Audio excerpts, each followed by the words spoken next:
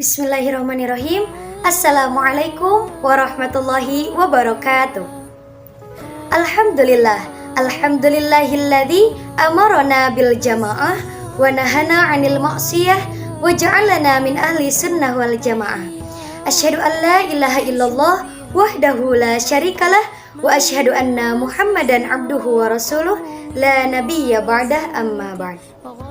Pertama-tama, marilah kita panjatkan puja-puji beserta syukur kehadirat Allah yang Maha Ghafur, yang mana telah memberikan nikmat kepada kita, nikmat iman, Islam, begitu pula nikmat kesehatan. Salawat bertangkaikan salam, marilah kita curah limpahkan kepada paduka alam, pelipur lara di kala duka, penyejuk hati di kala tersakiti, penenang kolbu di kala rindu, yakni Habibana wa Nabiyana wa Maulana Muhammad sallallahu alaihi wasallam.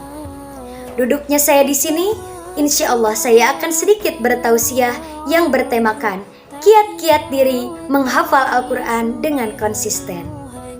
Ayuhal mustami'unal kiram, jika antum semua atau bapak-bapak, ibu-ibu, bahkan adik-adik semua ingin menghafal Al-Quran, maka hafalkan saja.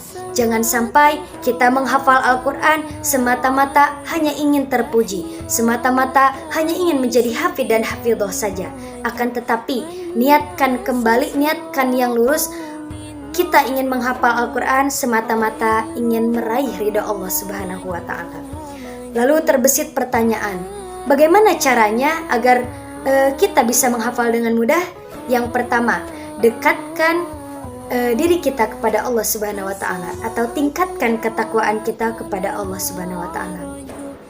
Di sini saya tidak akan memberikan metode-metode cara untuk mudah menghafal, akan tetapi kenapa saya memberikan atau mengusulkan untuk meningkatkan ketakwaan kepada Allah? Karena sebanyak apapun metode yang kita pakai, setinggi apapun cara yang kita pakai, jika kita tidak mendekatkan diri kita kepada Allah, dan jika Allah tidak menghendaki kepada kita, maka hal itu tidak akan terjadi. Maka dari itu, dekatkan diri kita terlebih dahulu kepada Sang Pemilik firman-Nya, seperti itu. Yang kedua, ikhlaskan dan luruskan niat kita. Kita berniat menghafal Al-Quran semata-mata untuk meraih ridha Allah, bukan untuk dalam konteks riya ataupun hanya untuk memiliki gelar hafid dan hafidhah. Nauzubillahi min dzalik. Dan yang ketiga, yakinkan diri kita sendiri. Kita harus yakin sebelum kita menghafal Al-Quran, kita harus yakinkan diri kita sendiri bahwasannya kita mampu untuk menghafal Al-Quran, kita mampu untuk mempelajari Al-Quran dengan hati yang ikhlas. Dan yang terakhir, kita boleh menggunakan ikhtiar. Maksudnya maksud boleh diikhtiarkan, maksudnya seperti ini.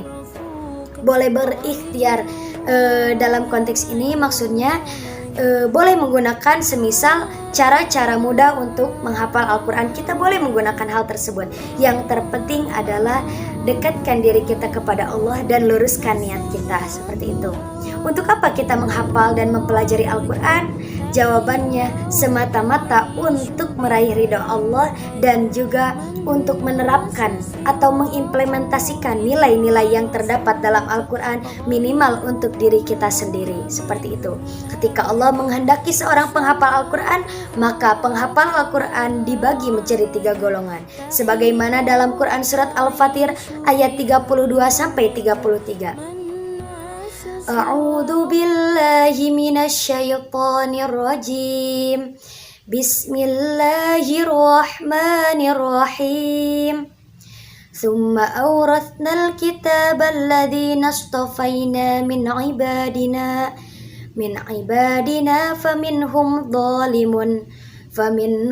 dhalimun li nafsihi wa minhum muqtasidun wa minhum sabiqum bil khairati biidznillah. Dzalika huwal fadlul kabir. Shadaqallahul adzim. Dalam ayat ini menjelaskan bahwasannya seorang penghafal Al-Quran dibagi menjadi 3 golongan. Yang pertama, wa minhum dhalimun li nafsi. penghafal Al-Quran yang zalim untuk dirinya sendiri. Banyak sekali penghafal Al-Quran yang hafal terhadap Al-Quran 30 juz bahkan, akan tetapi tidak menerapkan hal nilai-nilai yang terdapat dalam Al-Quran, bahkan menzalimi atau kebalikan dari apa yang Allah telah perintahkan dalam Al-Quran. Banyak sekali koruptor, banyak sekali pencuri, dan masih banyak lagi, banyak sekali penzina yang hafal terhadap Al-Quran. Akan tetapi beliau atau orang-orang tersebut tidak menerapkan konteks atau nilai-nilai Al-Quran dalam kehidupannya sehari-hari, bahkan ataupun dalam dirinya sendiri. Lalu wa minhum muqtasidun. Wa minhum muqtasidun adalah penghafal Al-Quran yang tidak untuk dirinya sendiri. Ataupun seperti contohnya ada orang yang masuk masjid untuk membuka mushaf-mushaf Al-Quran. Jadi wa minhum muqtasidun di sini adalah penghafal Al-Quran untuk dirinya sendiri. Seperti itu. Jadi hanya menghafal Al-Qurannya tersebut.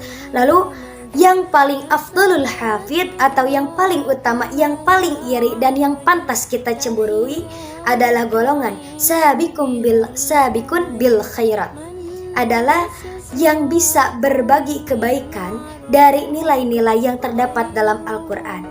Hal itu yang wajib kita cemburui, hal itu yang wajib kita iri.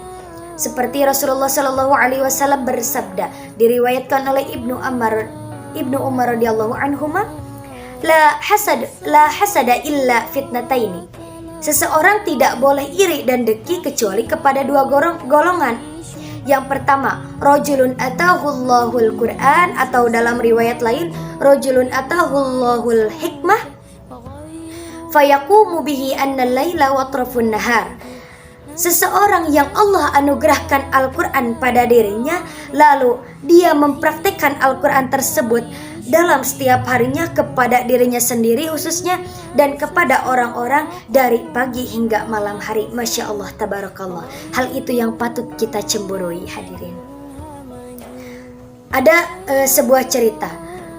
Ada seorang anak kecil berusia 4 tahun yang bernama Muaz. Muaz adalah seorang anak kecil berusia 4 tahun yang tidak memiliki mata, akan tetapi beliau, anak tersebut berkeinginan yang sangat besar, berkeinginan yang sangat tinggi untuk senantiasa menghafal Al-Quran sampai dia menjadi hafid. Lalu seseorang bertanya kepada Muaz tersebut, "Nah, kenapa kamu ingin menjadi hafid? Kenapa kamu menghafal Al-Quran?" Jawaban dia apa? "Saya takut ketika saya dihisab, tidak ada seorang pun yang menemani saya, tangan saya bergetar, kaki saya bergetar. Ketika pada saat itu Allah Subhanahu wa Ta'ala menghisab semua amal-amalan saya takut dosa saya melebihi terhadap amalan-amalan saya. Maka dari itu saya menghafal Al-Quran semata-mata ingin membawa bekal di akhirat nanti." Jadi ketika Allah menghisabnya, lalu "Ya Allah," katanya seperti itu, "Ya Allah, saya mungkin dosa saya amat besar, tapi saya mohon kurangi siksa saya dengan saya membawa Al-Quran ke hadapan-Mu." Masya Allah, tabarakallah. Anak yang berusia 4 tahun memikirkan tentang hisaban Allah, dan dia ingin menghafal Al-Quran karena dia ingin membekalkan Al-Quran ke hadapan Allah Subhanahu wa Ta'ala. Padahal anak berusia 4 tahun itu belum taklif, belum balik, bahkan dosa-dosanya belum tertulis seperti itu. Akan tetapi anak tersebut memikirkan karena takut ketika dia dihisab tidak ada siapapun yang bisa menolongnya, hanya Al-Quran yang bisa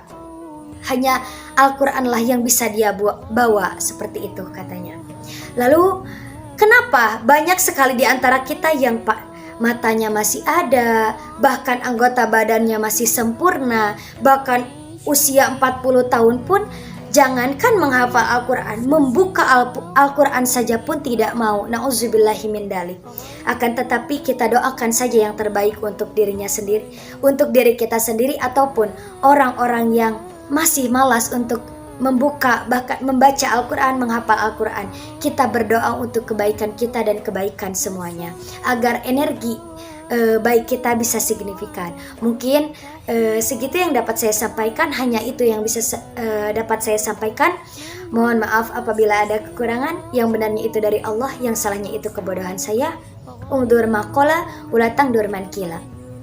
Khud masofa wada' makadar. Syukran ala halawatil ihtimam. Wassalamualaikum warahmatullahi wabarakatuh.